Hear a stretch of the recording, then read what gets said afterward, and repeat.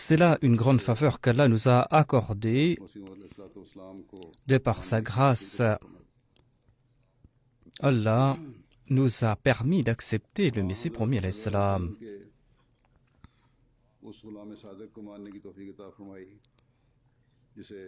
Nous avons accepté ce serviteur parfait du saint prophète Mohammed paix soit lui, serviteur que le saint prophète Mohammed paix soit lui a qualifié de notre Mehdi.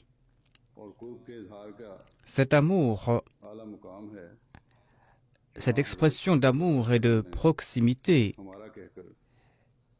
vient de la part du saint prophète Mohammed paix soit lui, et cela découle de la phrase notre Mehdi. Il a donc exprimé son amour à l'égard du Mehdi et sa proximité avec lui. Le Messie promis à l'Islam, dans sa littérature, dans ses écrits, a déclaré que l'islam est la plus grande des religions. La religion supérieure, a-t-il déclaré. Et le Messie promis à l'Islam a répliqué aux critiques des profondeurs de l'islam. Il a prouvé que l'islam est cette vraie religion, la religion qui nous rapproche de Dieu. C'est cette religion qui nous accorde le salut et qui nous accorde la protection contre les péchés. L'islam est cette religion qui nous accordera tant de faveurs. Ainsi donc, le Messie premier alayhi salam, dans ses écrits, dans ses discours, et dans ses rencontres, il a prodigué d'innombrables conseils, des conseils qui nous servent de direction à chaque pas, des conseils qui nous servent de directive. Le Messie premier alayhi salam a demandé à ses disciples de s'acquitter de leur devoir envers le serment d'allégeance et d'être des véritables croyants. Ce sont des dires que nous devrons toujours avoir en tête et ce sont ces dires qui seront les moyens pour notre progrès spirituel. C'est par ce moyen que nous allons connaître c'est quoi la religion. C'est par ce moyen que nous allons aussi nous rapprocher de Dieu. C'est par ce moyen que l'on va connaître cette voie. C'est par ce moyen que nous allons connaître les secrets du Saint-Coran et la connaissance du Saint-Coran. C'est par ce moyen que nous allons aussi connaître le statut véritable du saint prophète Mohammed paix soit lui. Et c'est par ce moyen que nous allons pouvoir corriger nos croyances, nos doctrines, et c'est par ce moyen que nous allons pouvoir aussi rectifier notre conduite et améliorer notre conduite. Ce sera là un très grand malheur, si nous ne profitons pas de ce trésor en dépit de sa présence. Dans les paroles du Messie premier alayhi salam, la force qu'il y a dans ses propos, le pouvoir sanctifiant des propos du Messie premier alayhi salam, eh bien, on ne trouve pas le même pouvoir sanctifiant dans d'autres paroles, dans d'autres propos, et cela est d'ailleurs impossible car c'est lui l'imam. C'est lui l'imam qui a été suscité par Dieu, l'imam qui s'est asservi au saint prophète Mohammed paix soit lui, qui a été suscité pour la renaissance de l'islam. Imam qui est un moyen pour nous rapprocher de Dieu.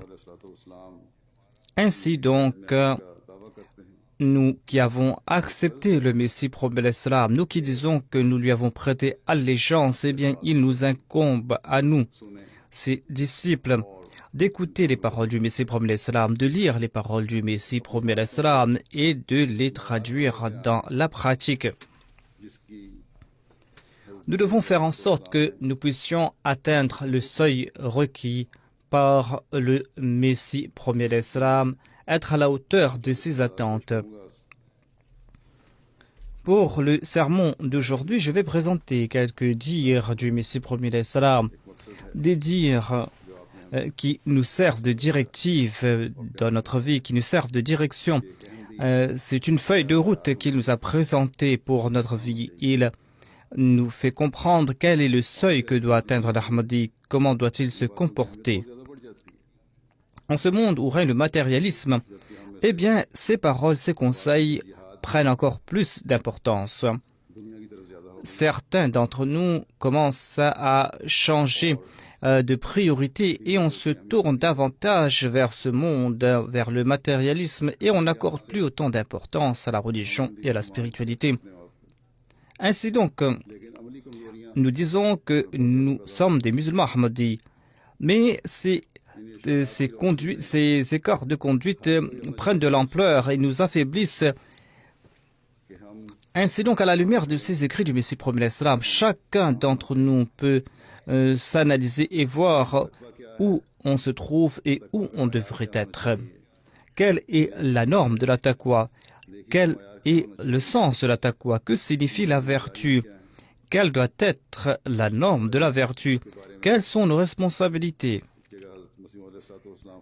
Eh bien, le Messie premier d'Islam déclare à ce propos: la vraie taqwa, sachez-le, la vraie taqwa qui attire le plaisir de Dieu. Pour acquérir cette vraie taqwa, eh bien, Dieu a déclaré à maintes reprises: Ya ayyuhalladhina amanu taqullaha. Ya ayyuhalladhina amanu taqullaha. C'est-à-dire, ô vous qui croyez, craignez Allah. Ensuite, il a déclaré: Inna Allaha ma'alladhina taqaw walladhina hum muhsinoun. C'est-à-dire qu'Allah soutient ceux qui le craignent. La taqwa, dit-il, la taqwa signifie éviter le mal. Les muhsinoun ne sont pas ceux qui se contentent d'éviter le mal, mais ils doivent aussi accomplir des bonnes œuvres. Il est dit: Lilladhina ahsanul husna. Lilladhina ahsanul husna, c'est-à-dire que ils embellissent ces actes de vertu. Le Messie premier d'Islam a déclaré: Dieu m'a révélé ceci à maintes reprises. Inna Allaha ma'alladhina taqaw walladhina hum muhsinoun. Cette révélation, je l'ai reçue à maintes reprises. Je ne peux plus dénombrer ce nombre. Peut-être que cela fait 2000 fois que j'ai reçu cette révélation. Cela a été fait afin que la Jamaat sache que elle ne doit pas se contenter du fait que voilà, nous sommes membres de cette Jamaat, ou que l'on ne doit pas se satisfaire d'une foi superficielle. Eh bien, sachez que Dieu va accorder son soutien lorsqu'on va adopter la vraie taqwa et lorsque cette taqwa sera accompagnée de la vertu. On ne doit pas s'enorgueillir du fait, de ce simple fait que l'on évite l'adultère ou qu'on n'a pas commis des crimes de sang, qu'on n'a pas commis de vol.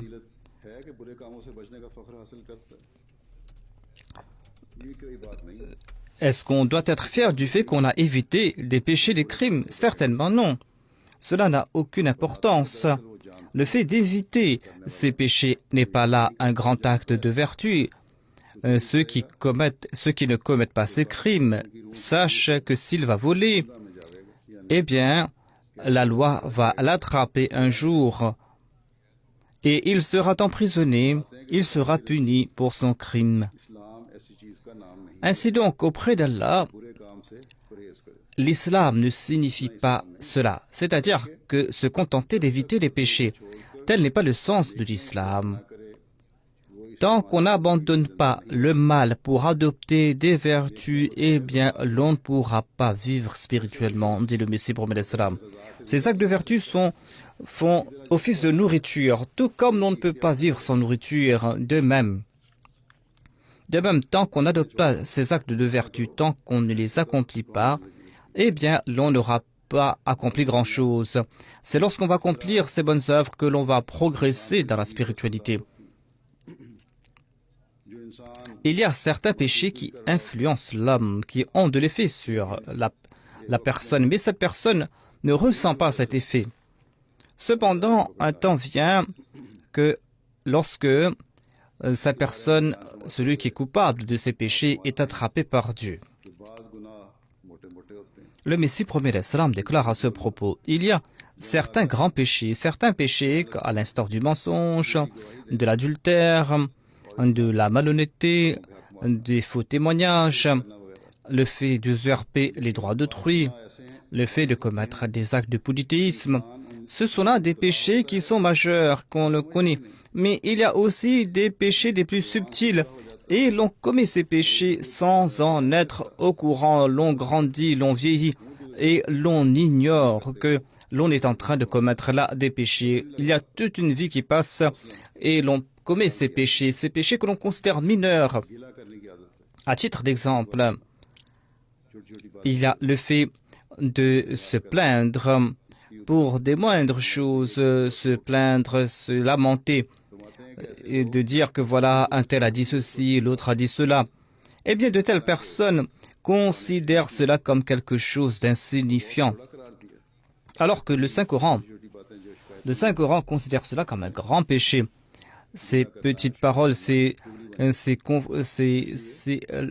lamentations, eh bien, se transforment en fin de compte en médisance. C'est pour cette raison que le Saint-Coran déclare que la médisance est un très grand péché.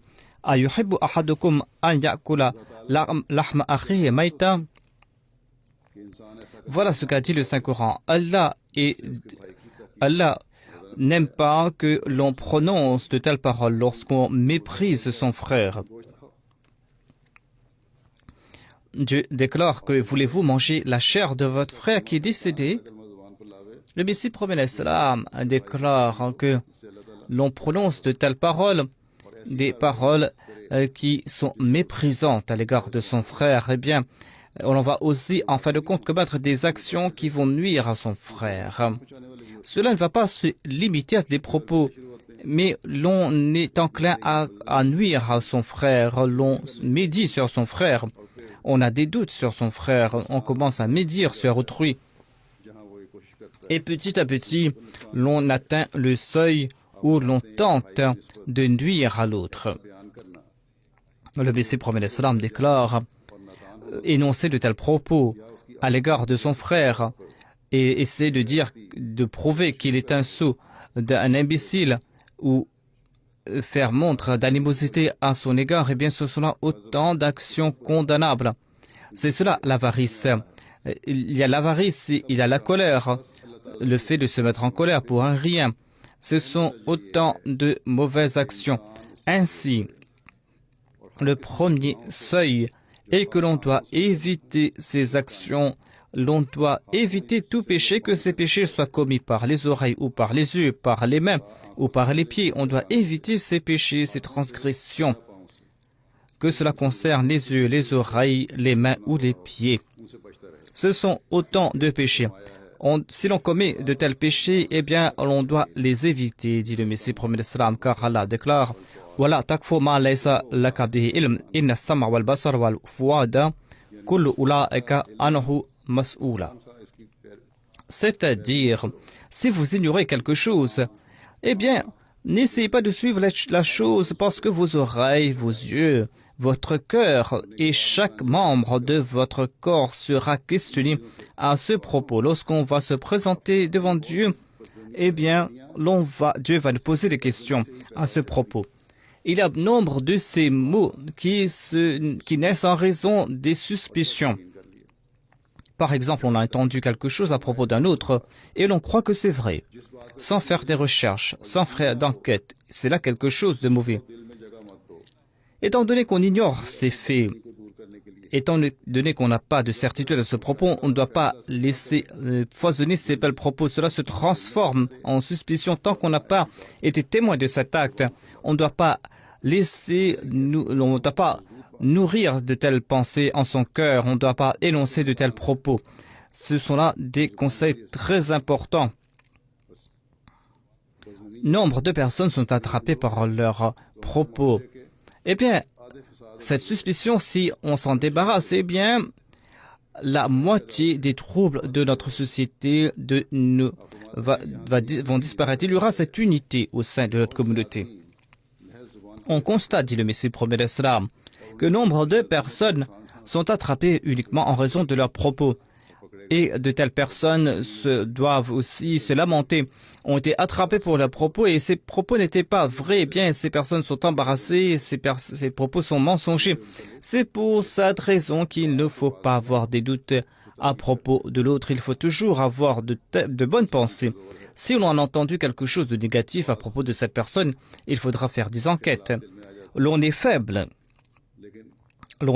Eh bien, certaines pensées ça tord dans nos cœurs. Si l'on ne traduit pas cela dans la pratique, eh bien, Dieu va nous pardonner. Allah ne nous attrape pas en raison de la naissance de ces pensées, mais si l'on traduit ces pensées dans la pratique, c'est là qu'il va nous attraper. Le Messie promet l'Islam explique cela.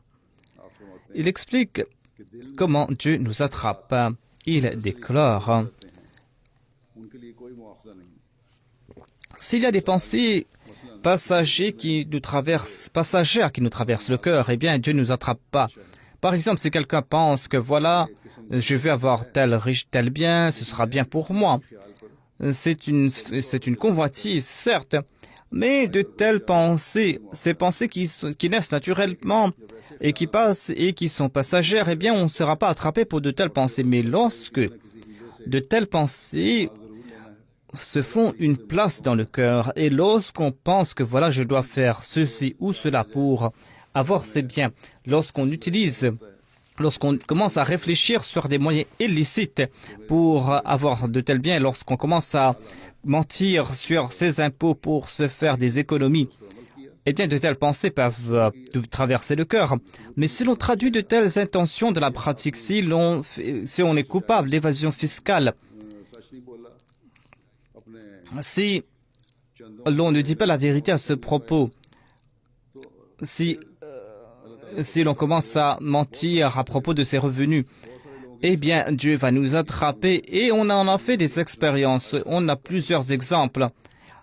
Et petit à petit, on constate que les revenus de ces personnes diminuent et ces personnes n'ont plus rien.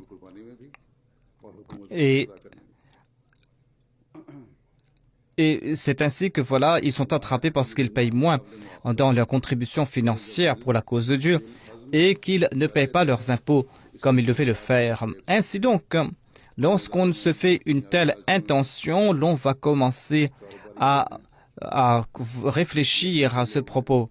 Il y a ces personnes qui sont avides de biens ou des commerçants qui utilisent des moyens illicites pour acquérir des biens. Lorsqu'ils traduisent leurs intentions dans la pratique, lorsqu'ils commencent à faire des complots à ce propos, eh bien, dit le Messie promis, ces péchés sont condamnables et ils seront punis pour de tels péchés. Ce sont autant de péchés que l'on n'accorde pas d'importance à ces péchés et ce sont ces péchés qui sont la cause de la destruction. La plupart des gens évitent les grands péchés. Il y aura il y aura beaucoup de ces personnes qui n'ont jamais commis des crimes de sang, qui n'ont jamais tué personne, qui n'ont jamais volé personne, qui n'ont jamais commis des brigandages ou des cambriolages ou qui n'ont pas commis de grands péchés, mais la question est que combien sont-ils ceux-là? Combien sont-ils qui n'ont pas médit sur autrui, qui ne sont pas lamentés à propos d'autrui, qui n'ont pas eu des doutes à propos d'autrui? Combien sont-ils ceux-là? Combien sont-ils qui n'ont pas méprisé leurs frères, qui n'ont pas blessé les sentiments de leurs frères? Combien sont-ils qui n'ont pas menti? Il y a plusieurs grades de mensonges et Dieu déclare que le croyant Le croyant ne doit point mentir. Tous ses propos doivent être basés sur la vérité. Au contraire, ces pensées qui naissent dans le cœur, eh bien, combien sont-ils qui sont coupables de ces maux? Certainement, il y aura très peu de gens qui sont vigilants à cet égard, qui n'ont pas nui à autrui, qui n'ont pas médit sur autrui, qui n'ont pas eu des suspicions sur autrui, qui n'ont pas menti, qui n'ont pas eu de ces mauvaises pensées dans leur cœur. Il y aura très peu de gens de cette catégorie, dit le Messie promet le salam. Très peu de gens ont été vigilants à cet égard, très peu de gens ont ressenti la crainte de Dieu. Il y aura très peu de gens qui n'ont pas commis ces actions par la crainte de Dieu. Sinon, ils sont nombreux, ceux qui mentent. Ils sont nombreux, ceux qui, dans leur rencontre, sont en train de médire sur autrui. Ceux qui sont en train de blesser leurs frères qui sont faibles. Nous pouvons analyser nos rencontres et nos réunions et nous allons constater que assis chez nous, nous sommes en train de nous moquer d'autrui, que nous sommes en train de mépriser autrui, nous sommes en train de rire d'autrui. Et c'est ainsi que cela fait naître de l'animosité. Ainsi, voilà la norme de la vertu, voilà comment éviter ces maux. Et le croyant doit éviter cela. C'est là l'espoir que Dieu a placé dans le croyant. Le Messie promet le salam déclare que la première étape, c'est d'adopter la taqwa. Je ne peux pas dénombrer la liste, cette liste des mots. Le Saint-Coran est empli de commandements de Dieu, d'interdits et de prescriptions. Le Saint-Coran regorge de ses prescriptions et de ses interdits, et le croyant doit lire le Saint-Coran, doit comprendre le Coran. Et il y a plusieurs centaines de branches de ces bonnes œuvres, mais en bref, je vous dis que Dieu ne souhaite pas qu'il y ait des troubles sur la terre. Dieu souhaite qu'il y ait l'unité sur terre. Cependant, celui qui blesse son frère, celui qui est coupable de transgression, celui-là, il ne peut pas faire naître l'unité, il ne peut pas faire naître la fraternité et l'unité. Il est l'ennemi de l'unité, celui-là. Tant qu'on ne se débarrasse pas de ces mauvaises pensées, il serait impossible d'établir l'unité véritable. C'est pour cette raison que c'est cela, la première étape.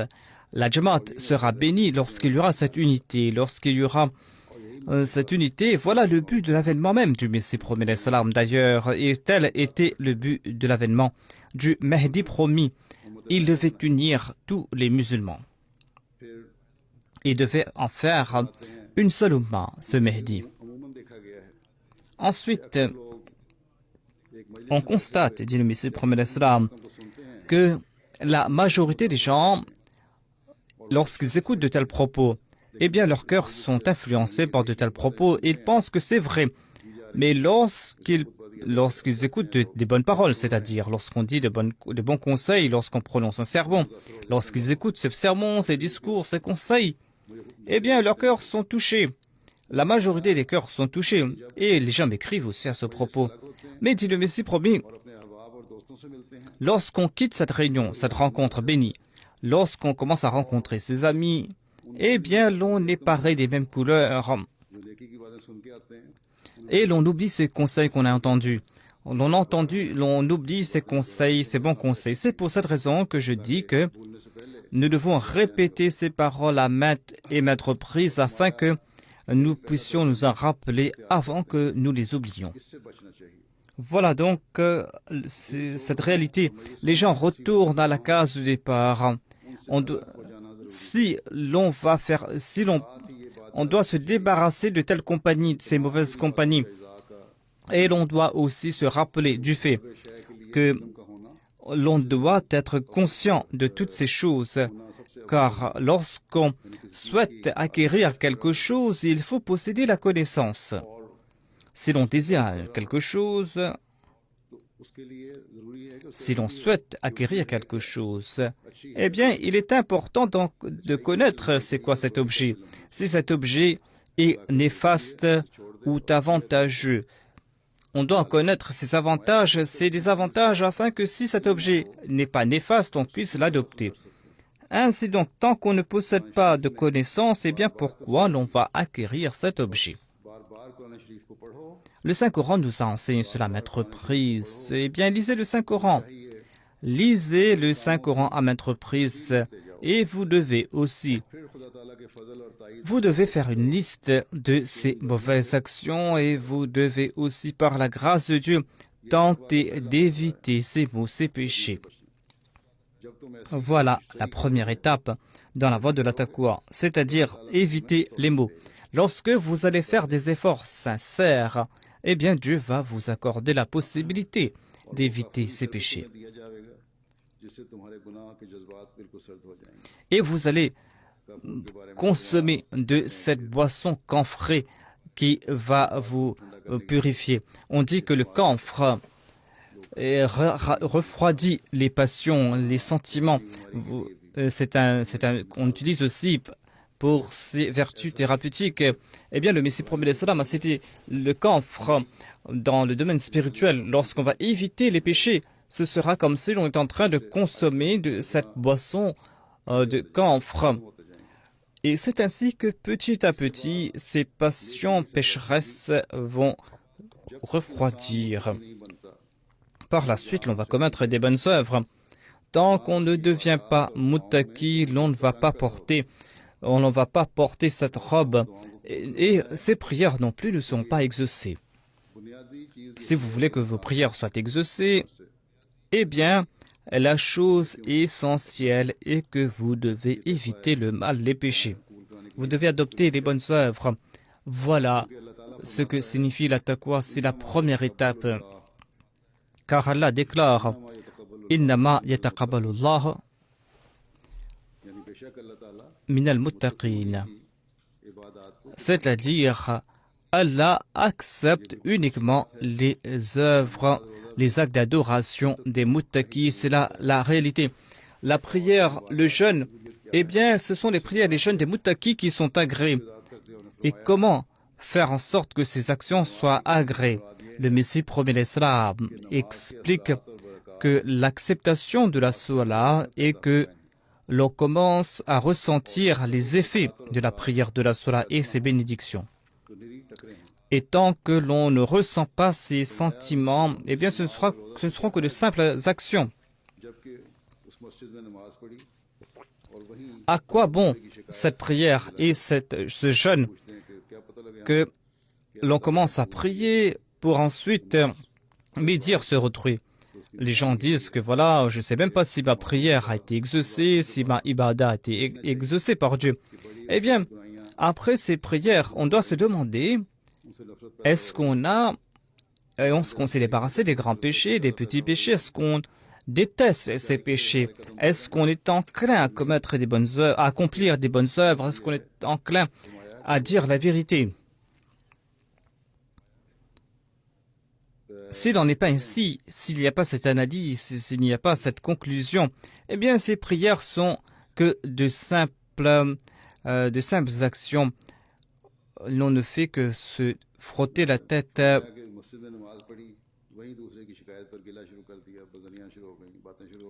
Et on a prié, on en a déjà prié, et l'on commence à médire sur autrui. L'on commence à être malhonnête. Et les responsables en particulier doivent être vigilants à ce propos, à savoir que ils doivent faire en sorte qu'ils ne parlent pas de leurs rencontres, les rencontres de leurs conseils à l'extérieur, à la maison, avec les autres.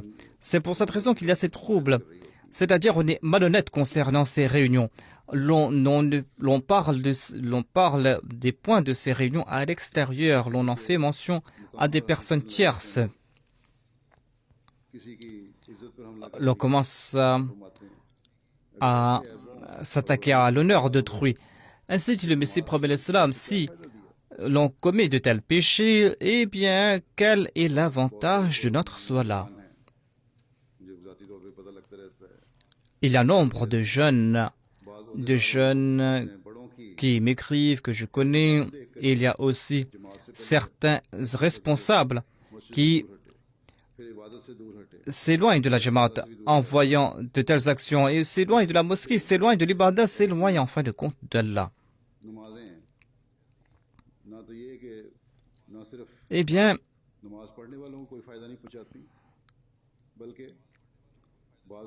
d'une part, ces soins-là ne servent à rien, ne servent pas à ces personnes. Au contraire, ces soins-là nuisent aux autres. Ainsi donc, si vous voulez vous soucier de l'avenir d'autrui, de l'avenir de la prochaine génération, eh bien, les aînés et les responsables doivent faire naître en leur personne la taqwa.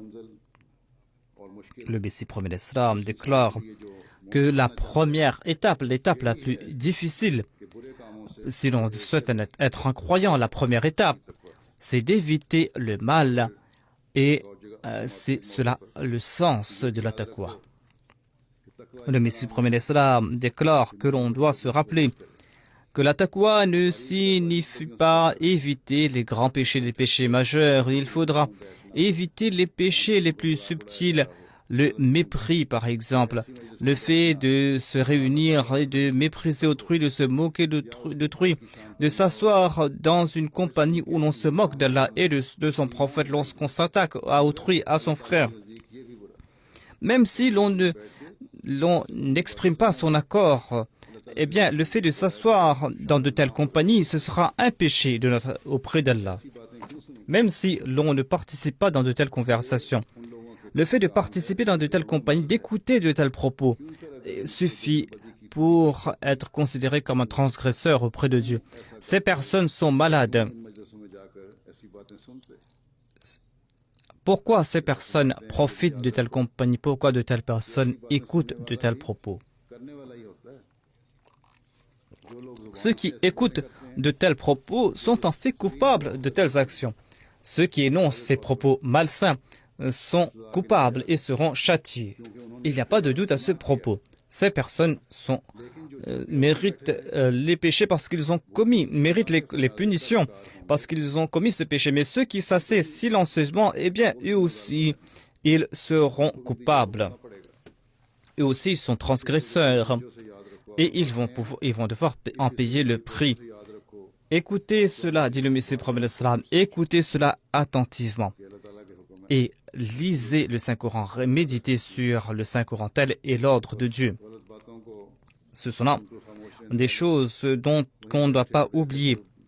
Ainsi, ceux qui s'assiedent, ceux qui ne disent rien, en écoutant de tels propos, ceux qui en tirent plaisir en écoutant ces propos, eh bien ces personnes-là vont devoir rendre des comptes à Dieu. Ensuite, le Messie promet l'Islam déclare que le croyant ne doit pas se contenter du fait qu'il a évité des péchés. C'est un point que j'ai mentionné auparavant. Même les gens des autres religions, même la majorité des gens de ces gens qui ne sont pas religieux ne commettent pas ces crimes. Ainsi dit le Messie, il y a des hindous, des chrétiens et des autres personnes qui ne commettent pas certains maux, certains péchés. Par exemple, certains ne mentent pas, certains n'usurpent pas les biens d'autrui, certains retournent les prêts qu'ils ont pris. Ils sont très sincères, ils sont honnêtes. Mais Dieu déclare que Dieu ne va pas se satisfaire de telles choses. Certes, on doit éviter ces transgressions, mais on doit aussi accomplir de bonnes œuvres. Sinon, l'on ne sera pas agréé. Celui qui est fier du fait qu'il a abandonné ses mots, eh bien celui-là, il est un imbécile. L'islam ne nous conseille pas d'éviter de remplir que cette première condition. Il dit que vous devez remplir ces deux conditions. Éviter les péchés et accomplir la vertu en toute sincérité. Tant que vous n'allez pas remplir ces deux conditions, vous n'aurez pas de salut. Le Messie promet l'Islam déclare, je conseille ma Jamaat progresser dans la taqwa, dans la pureté, et Allah va vous soutenir. Inna Allaha ma'alladhina taqaw walladhina hum muhsinun. Certainement, Allah est avec ceux qui adoptent la voie de la taqwa et ceux qui accomplissent de bonnes œuvres, ceux qui font le bien. Le Messie promet l'Islam déclare: sachez que si vous n'avez pas adopté la taqwa, si vous n'accomplissez pas cette vertu, et cette vertu en grand nombre, cette vertu qui plaît à Dieu, eh bien, Dieu va vous détruire parce que vous avez accepté un véridique. Mais vous avez par vos actions démenti cet imam. Vous avez déclaré que vous êtes meilleur que les autres musulmans, vous avez accepté l'imam de l'époque, vous suivez la voie de la vertu. Mais dans la pratique, si vous n'avez pas cette taqwa, vous êtes en train de démentir cet imam. Ne vous contentez pas du fait, ne soyez pas fiers du fait que vous m'avez prêté allégeance. Tant que vous n'avez pas adopté la vraie taqwa, vous ne serez pas à l'abri. Allah n'est apparenté à personne. Allah ne va pas accorder de concessions à personne. Nos adversaires ont été créés par Dieu et vous aussi, vous avez été créés par Dieu. Nos adversaires sont les créatures de Dieu et nous sommes aussi ces créatures. Ainsi donc, votre croyance ne servira à rien tant que vos paroles ne se conforment pas à vos actions. Les autres musulmans disent aussi que Dieu est unique, que le saint prophète est le Khatamun Nabiyyin, que le saint Coran est le dernier livre de loi. Nos croyances sont similaires ici. Mais si il y a des contradictions entre nos paroles et nos actions, nos doctrines ne serviront à rien. La chose essentielle, c'est l'action. Ainsi, il ne suffit pas de se dire musulman, de se dire Ahmadi. Il faudra conformer sa conduite au commandement de Dieu. Il faudra être un véritable mu'min, un véritable croyant, comme l'attend Dieu de notre part. Il déclare, le Messie promis, il déclare: Dieu souhaite voir la conduite de votre part, c'est-à-dire les actions de votre part. Il veut que vous démontrez cela, vous démontrez votre véridicité, afin qu'il vous soutienne. Soyez bienveillants, soyez emplis de compassion et soyez humbles. Si vous n'avez pas progressé dans ces domaines, eh bien, vous serez les premiers qui seront détruits. Sachez-le. Je l'ai dit à maintes reprises. À l'époque de Moïse, lorsque son peuple a rejeté les propos de Dieu, en dépit du fait que Moïse était présent parmi eux, mais ils ont été détruits par l'éclair. Eh bien, croyez-vous qu'en me prêtant allégeance, vous serez sauvés? Cela ne servira à rien. Ensuite, il nous conseille de préférer la foi à ce monde en citant l'exemple des compagnons. Il déclare qu'il n'est pas facile de faire naître en soi ces sentiments, le fait de préférer la foi à ce bas monde, le fait de faire naître en soi la taqwa. Il dit, quel était l'exemple des compagnons? Ils étaient prêts à offrir leur vie pour la cause de Dieu. Ainsi donc, il n'est pas facile de faire naître en soi ces sentiments, d'offrir sa vie pour la cause de Dieu.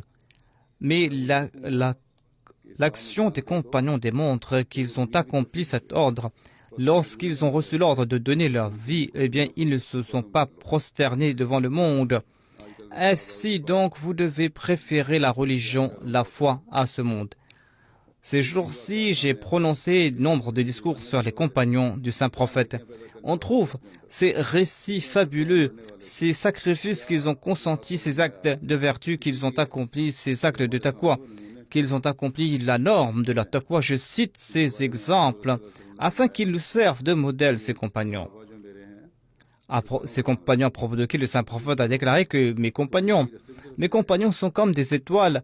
Suivez n'importe laquelle de ces étoiles et vous serez menés à bon port. Ainsi, ils sont pour nous des exemples. Le Messie promet l'Islam déclare: celui qui se penche vers ce bas monde, eh bien, s'il se joint à cette jamaat, en fait, cette personne n'est pas dans ma jamaat auprès de Dieu. Celui qui entre dans cette jamaat est celui qui se détourne de ce monde.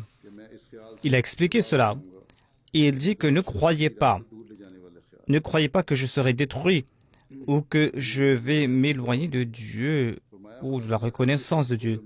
C'est-à-dire que si je ne me tourne pas vers ce bas monde, Allah n'abandonne pas celui qui se consacre corps et âme à sa personne. Allah devient son soutien, sachez-le. Allah est gracieux. Celui qui perd quelque chose dans sa voie, eh bien c'est celui-là qui reçoit tout. Allah aime ceux qui, et leurs enfants sont bénis, ceux qui mettent en pratique les commandements de Dieu. Et jamais, il en sera jamais ainsi, que un véritable obéissant soit détruit, lui ou ses enfants.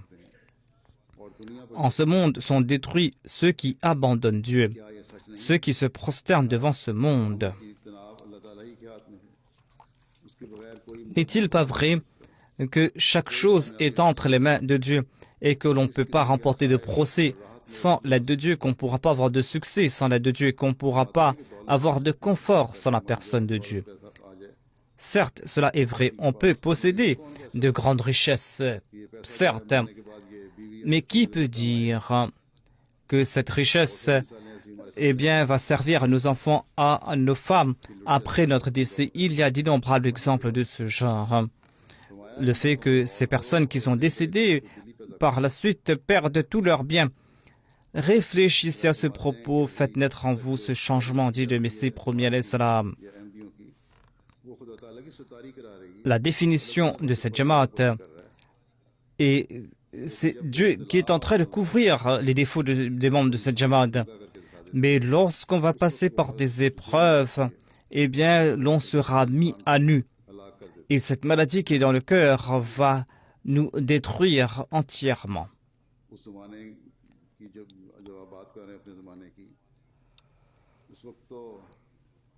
Le Messie premier l'Islam, lorsqu'il prodiguait ses conseils, eh bien, la norme de la taqwa de ses compagnons était beaucoup plus élevée que la norme d'aujourd'hui. Mais il avait cette même inquiétude, le Messie premier l'Islam, à l'époque. Aujourd'hui, si nous examinons notre conduite, notre état, nous pouvons juger jusqu'à quel point nous avons progressé. Quelles sont nos déclarations? Quelle est la norme de notre vertu? Le Messie premier l'Islam explique qui est un véritable croyant.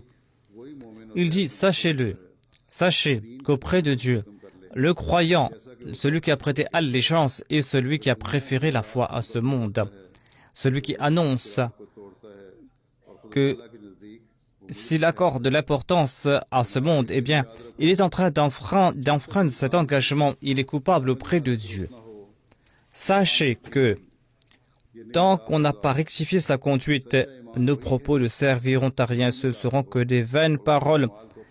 La vraie foi est celle qui pénètre dans le cœur et cette foi qui embellit les actions. La vraie foi est celle des compagnons à l'instar d'Abu Bakr et des autres, car ceux-là ont offert leur vie, ont offert leur bien pour la cause de Dieu sans se soucier de rien. Je me souviens toujours de ce point et cela me fait comprendre la grandeur du saint prophète Mohammed paix soit sur lui.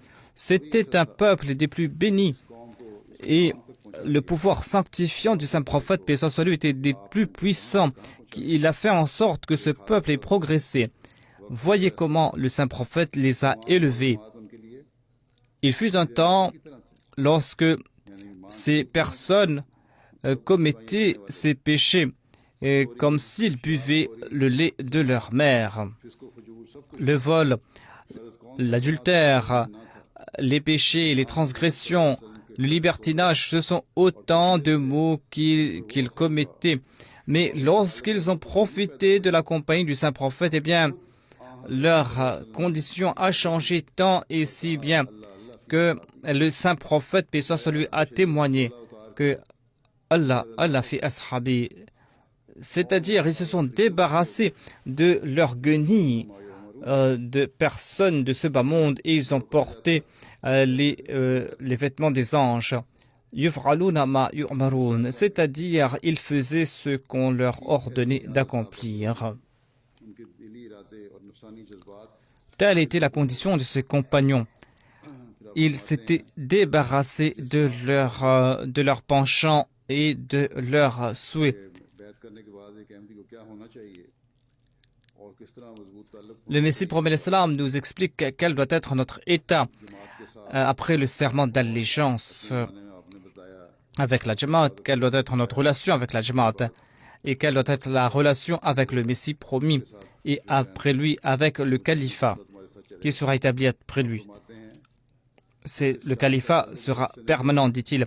Il déclare donc si la branche ne s'attache pas au tronc, eh bien cette branche va tomber, sera asséchée. Celui qui a une foi vivante, celui-là ne se soucie guère de ce monde. Eh bien le monde, on pourra l'acquérir par différents moyens. Celui qui préfère la foi à ce monde, eh bien celui-là sera béni. Mais celui qui préfère le monde à sa foi, celui-là, il est tel un moribond qui ne voit jamais la lumière. Cette bayra vous servira à quelque chose lorsque vous allez préférer la spiritualité à ce monde, lorsque vous allez progresser. La bayra, le serment d'allégeance, est une graine que vous avez plantée. C'est une semence. Mais si le planteur se contente d'ensemencer la terre et croit qu'il n'accomplit pas ses devoirs, et qu'il n'accomplit pas ses devoirs s'il ne laboure pas sa terre, s'il n'arrose pas ce jardin, s'il ne met pas de l'engrais, s'il ne protège pas cette terre, est-ce que croyez-vous que ce planteur va recevoir des fruits?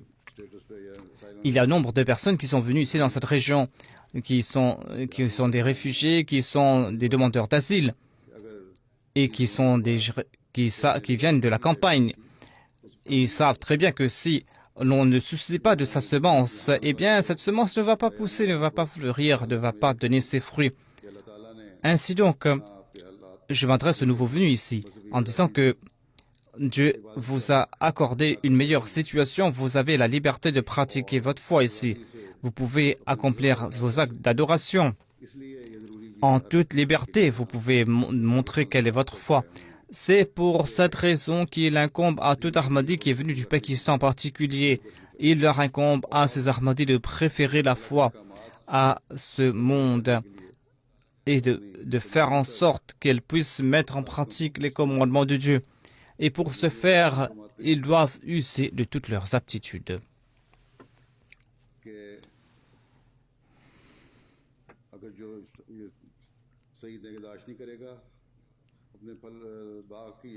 Le Messie promet l'Islam déclare que si le paysan ne s'occupe pas de sa terre, eh bien son champ ne servira à rien, son champ sera détruit. Le paysan qui est responsable va récolter des fruits de son labeur. Ainsi, dit le Messie promet l'Islam en s'adressant à ceux qui lui ont prêté allégeance, et nous sommes adressés par le Messie promet l'Islam, nous aussi, nous avons accepté l'Ahmadiyya, nous avons mis cette semence en terre. Et Dieu sait quel est le décret pour chacun d'entre nous, mais chanceux est celui qui protège cette semence, celui qui prie pour progresser. À titre d'exemple, vous devez apporter un changement dans vos solas. Vous devez être vigilant dans vos solas. Vous ne devez pas vous contenter de bâtir une mosquée. Certes, vous avez bâti une mosquée, vous devez respecter les exigences de cette mosquée. Le Messie promet l'Islam a prodigué un autre conseil important. Il déclare aujourd'hui la situation se corrompt davantage. L'on commet toute forme d'innovation, toute forme de péché. Certains me prêtent allégeance disant qu'ils vont préférer la foi à ce bas monde. C'est un engagement que l'on prend devant Dieu. Eh bien, l'on doit respecter cet engagement jusqu'à la mort. Sinon, sachez que vous n'avez pas prêté allégeance. Si vous progressez, vous respectez cet engagement, vous serez béni ici-bas. Vous serez béni matériellement et spirituellement. Adoptez la taqwa, la situation est terrible. La colère de Dieu frappera bientôt.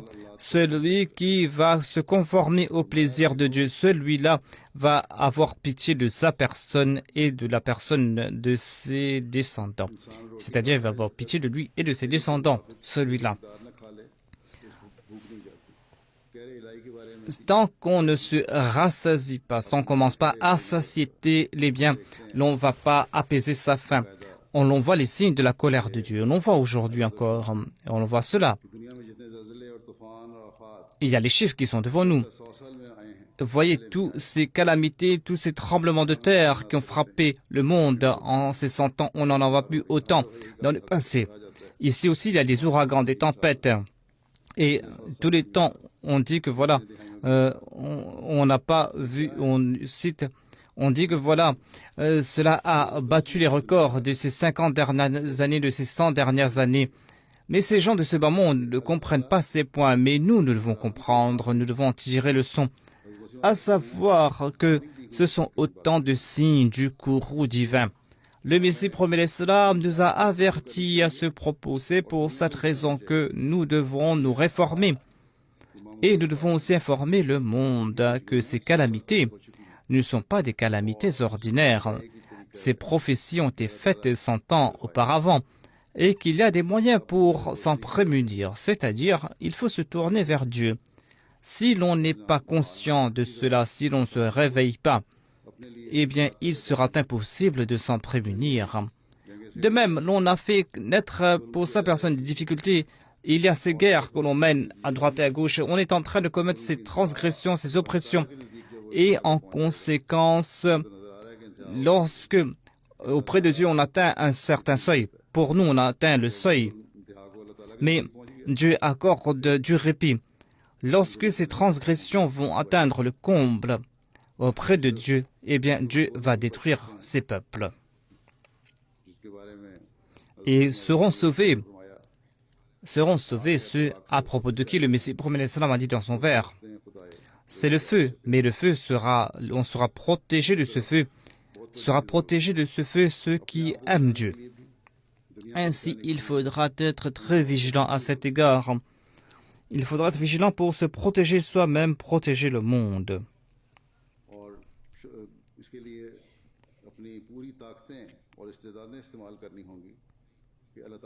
Pour ce faire, il faudra user de toutes ces aptitudes pour atteindre la personne de Dieu. Le Messie prophète l'Islam déclare que tant que l'on ne mange pas à satiété, l'on ne pourra pas apaiser sa faim.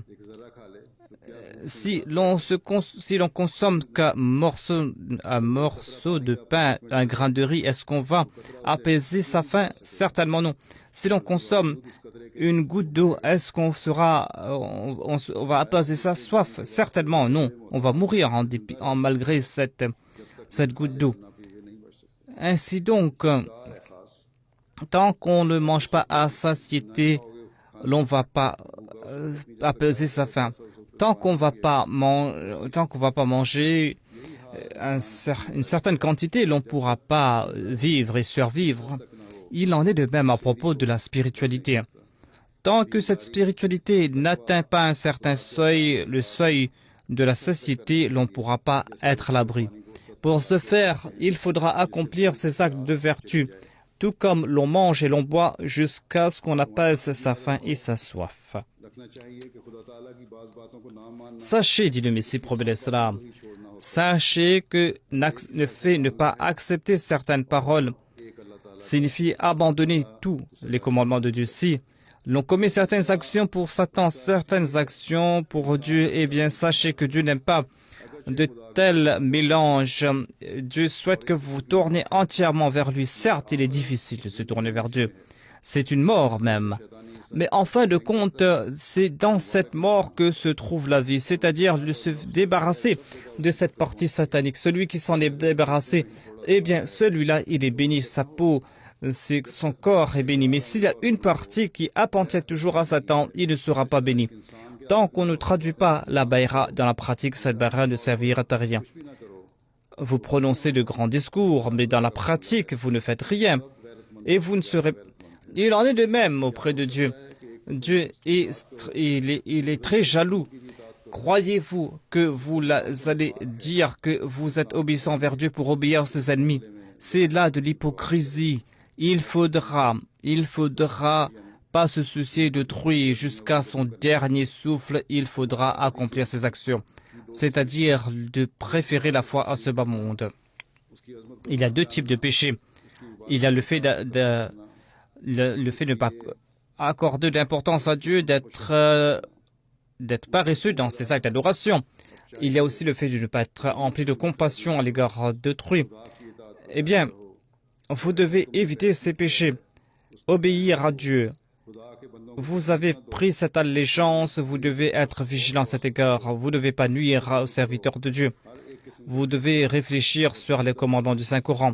Mettre en pratique ce commandement, éviter le mépris, éviter des propos inutiles, accomplissez la prière, évitez ces compagnies qui nous mènent vers le polythéisme. Ainsi donc, suivez tous les commandements de Dieu. Maintenez votre corps propre, votre cœur propre. Évitez l'animosité, l'hostilité. Ce sont là autant d'actions que Dieu souhaite de notre part. Qu'Allah fasse que nous puissions respecter le serment d'allégeance et apporter des changements purs à nos personnes.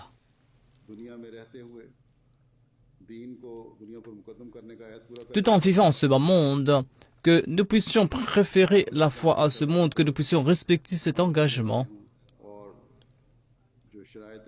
que nous puissions suivre les conseils du Messie premier salam et que nous puissions respecter les 10 conseils, 10 conditions de la Bayra, que nous puissions comprendre la 10e condition où l'on dit que l'on va obéir au Messie premier salam, que nous puissions lui vouer cette obéissance sincère afin que nous puissions mériter ces faveurs divines, ces faveurs que Dieu a promis au Messie promis alayhi salam.